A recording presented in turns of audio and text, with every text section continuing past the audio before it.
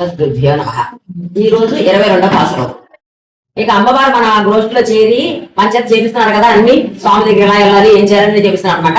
ఈ రోజు మా లోపలికి వచ్చేసారు వీళ్ళు, మన గోదా గోష్ఠి మొత్తం కూడా వచ్చేసి ఆ గోదాదేవి అంటుంది స్వామితోటి, పెద్ద పెద్ద రాజ్యాలు ఏలే రాజులైనా సరే, ఎంత సంపద ఉన్న వాళ్ళైనా సరే, నీ పాదాల కిందకి నీ మనసు కోడ దగ్గరికి వచ్చి ప్రాధాన్యపడతారు.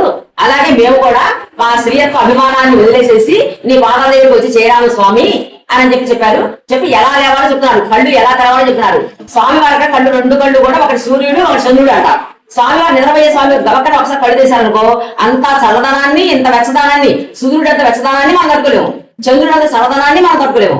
అయితే స్వామివారి రెండు కళ్ళలో కూడా ప్రేమ అధికంగా ఉంటుందట. ఒకేసారి కళ్ళు తీసి అంత ప్రేమ మనం ఒకేసారి తట్టుకోలేం కదా.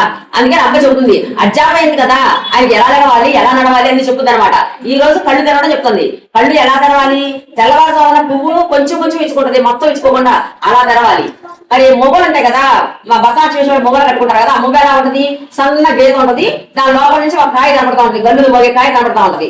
అలాగా కొంచెం కొంచెం ఆ మొగ్గ ఎలాగైతే గీతలాగా తెలుసుకుందో అలా తెరవాలి. నువ్వు కళ్ళు కొంచెం కొంచెం ఆరార తెలిస్తే ఎంత కొంచెం చేసావు అనుకో, అందులో ఉన్న ప్రేమలంతా మేము ఆస్వాదించిన తర్వాత మళ్ళీ ఇంకా కొంచెం, ఆ ప్రేమంతా ఆస్వాదించిన తర్వాత మళ్ళీ ఇంకా కొంచెం, అట్లా ఆరారగా కళ్ళు తెరవాలి స్వామి అని చెప్పని ఈ రోజు కళ్ళు తెరిసే విధానాన్ని మన అమ్మ స్వామి గారు నేర్పుతుంది. అజ్జాపయింది కాబట్టి చెప్తుంది అనమాట. తర్వాత రేపు నడవడమో ఇది కూడా చెప్పింది రేపు పాఠశాలలో. అయితే ఈ రోజు పాసురంలో నామం ఏంటంటే పుండరీకాక్ష.